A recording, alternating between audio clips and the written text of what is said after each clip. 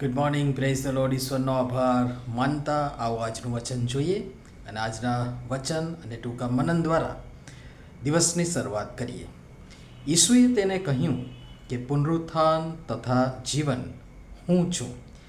જે મારા પર વિશ્વાસ કરે છે તે જો કે મરી જાય તો પણ જીવતો થશે, અને જે કોઈ જીવે છે અને મારા પર વિશ્વાસ રાખે છે તે કદી મરશે નહીં જ. તું શું એવો વિશ્વાસ રાખે છે? યોહાનને લખેલી સુવાર્તા 11મો અધ્યાય 25મી અને 26મી કલમ. શક્ય હોય તો 1થી 46 સુધી આ શાસ્ત્ર ભાગ અને આ પ્રસંગ વાંચવાના માટે પ્રયાસ કરશો. આજનો વિચાર. ખ્રિસ્તમાં અતિ પ્રિયવાલા મિત્રો, પ્રભુ ઈસુ ખ્રિસ્તના જીવનદાયક નામમાં આપ સર્વને સવારની પ્રેમી સલામ. માર્થા અને મરિયમનો ભાઈ લાજરસ, એ લાજરસ માંદગીમાં સપડાઈ મરણ પામે છે. પ્રભુ ઈસુ ખ્રિસ્ત જેના પર પ્રેમ રાખતા એ મિત્ર લાજરસ વિશે સાંભળી તરત શિષ્યો સાથે ઈસુ સત્વરે ત્યાં જાય છે. આપણી જેમ ગાડીઓ તો તે સમયે હતી નહીં, એટલે વાર લાગે એ સ્વાભાવિક છે. બેન માર્થા સાથે પહોંચ્યા પછી કેટલીક વાતચીત અને બાદમાં મરિયમ પણ એ ચર્ચામાં જોડાઈ. પ્રસંગ ખૂબ જ જાણીતો છે, એટલે હું બધું અને વધુ નથી લખતો અથવા નથી કહેતો. પણ આજે જે જોવા માંગીએ છીએ એ તરફ આપણે આગળ વધીએ. ઈસુએ આ પ્રસંગે કહેલી ઘણી વાતોમાંથી મુખ્ય 3 વાત કહી એ પ્રત્યે હું આપ સર્વનું ધ્યાન દોરવા માંગુ છું. તે એક પછી એક આપણે જોઈએ. અહીં હું સ્પષ્ટ કરી દેવા માંગુ છું કે અહીં ભલે લાજરસ શારીરિક મરણ પામ્યો હોય, શારીરિક રીતે મરણ પામ્યો હોય અને લાજરસના શારીરિક મરણનો પ્રસંગ હોય, પણ આપણે એને ધ્યાનમાં રાખી આત્મિક મરણ અંગે પણ વિચાર કરતા આગળ વધીશું. પહેલી બાબત, તમે તેને ક્યાં મૂક્યો છે? આ વાક્યમાં આપણ સર્વને લાગુ પડતો પ્રશ્ન છે અને એની સાથે સાથે જવાબદારી પણ છે. ઘણી બધી વખત આપણે આપણા જ નિયર એન્ડ હિયરને વિપરીત સંજોગો અને પરિસ્થિતિમાં મૂકી દેતા હોઈએ છીએ, અને આપણે ખુદ પોતે પણ વ્યક્તિગત રીતે પણ આવી અસમંજસભરી પરિસ્થિતિમાં મુકાઈ જઈએ છીએ. આ તો ભાઈ લાજરસ છે, પ્રભુનો મિત્ર. માર્થા અને મરિયમ આ ત્રણેય ભાઈ બહેન પર જેમના પર પ્રભુ ઘણું હેત રાખતા, અને આ સમયે પણ આવીને કુટુંબની પડખે તેઓ ઊભા રહ્યા. લાજરસને મોયેલામાંથી ઉઠાડ્યો. શું આપણું ઘર જીવન આવું છે? પ્રભુએ આપણને દાસો નહીં પણ મિત્રો કહ્યા છે.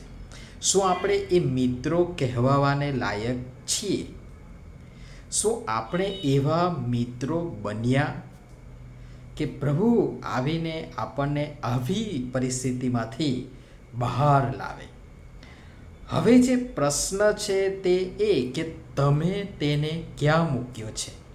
આજે આત્મિક મરણનો ભોગ બની જીવનનો સમૂળકો નાશ વહોરી લઈ નાશનું કારણ તથા નિમિત્ત બનનારા આપણ સર્વને માટે આ પ્રશ્ન છે. પછી એ આપણું પોતાનું વ્યક્તિગત આત્મિક કૌટુંબિક જીવન હોય કે આપણા ભાઈ બહેન સગા મિત્ર પાડોશી અંગત વગેરેનું જીવન હોય, શૂન્યાવકાશ નામ શેષ પણ હજી એ સમય છે.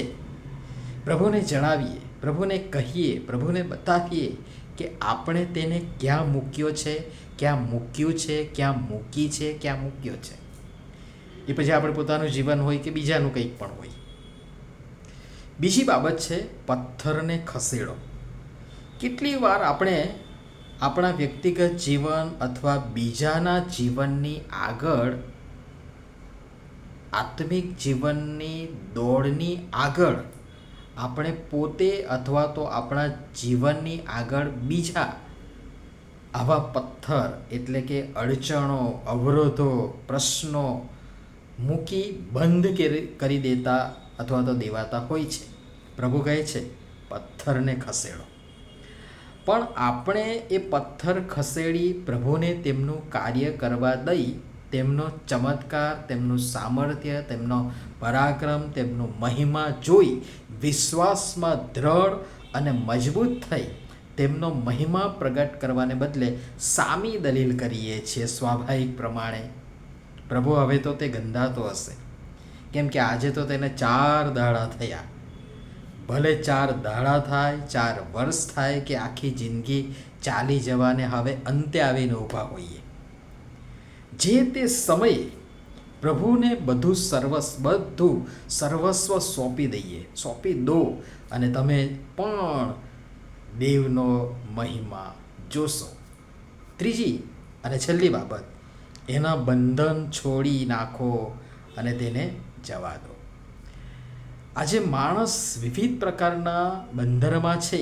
શક્ય છે આપણે પોતે પણ હોઈશું અથવા આપણે પણ બીજા કોઈકને બંધક બનાવ્યા હોઈ શકે.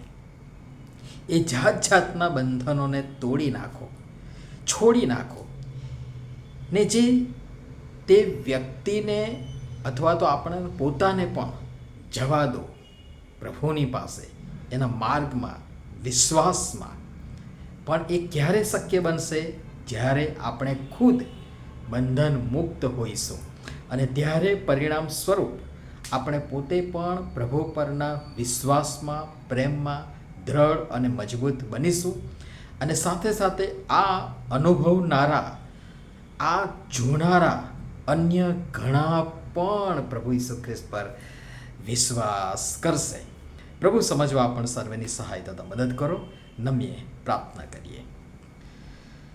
મહાન ગૌરવી પરમ કૃપાળુ પરમેશ્વર પિતા, ગમે તેવા સાનુકૂળ કે પ્રતિકૂળ સંજોગો અને પરિસ્થિતિમાં અમને આપના પર વિશ્વાસ કરવા અને આપના દ્વારા થતા મહાન કાર્યો જોતા આપનો મહિમા જોવા અને બીજા ઘણાઓને બતાવવાનું નિમિત્ત બનવા કૃપા કરી અમારી સૌની તમે સહાય તથા મદદ કરો. પ્રભુ ઈસુના નામમાં આમેન. ધન્યવાદ.